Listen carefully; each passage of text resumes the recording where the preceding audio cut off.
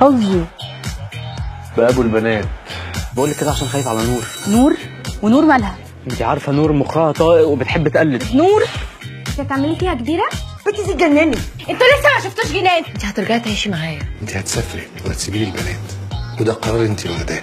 شيشه ما مين اللي عامل؟ ابتديت تتوشي. نعم يا ماما. شكله معجب بيا. نعم. مش فاهم. اللي بحبك البنت الجامده اللي انت كنت واقف معاها دي. بنت؟ ايه ده؟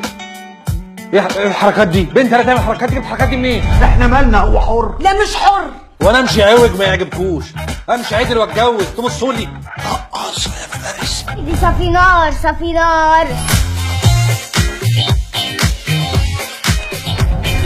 ايه ام الجوازه اللي مصر كلها بصلي فيها دي؟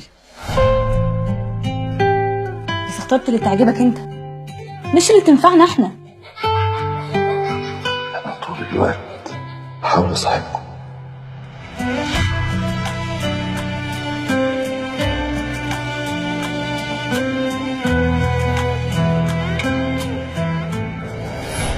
أنا ما نكرهش في حياتي حاجة قد الخيانة. لو الفرصه اللي جايه لي ان انا لازم اعادي اخوكي. تعدي فارس؟ الكلب لما بيجوع بيتسعر، ولما بيتسعر بياكل أي حاجة تترميه. يا حول الله يا رب، قول يا جدعان. الواجب وصل يا معلم. انت كده بتلعب في عداد عمرك.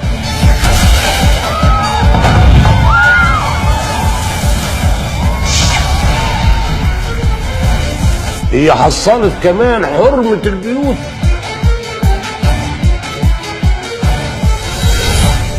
مش قلت لك عندك اللي تخاف عليه يا ابو البنات؟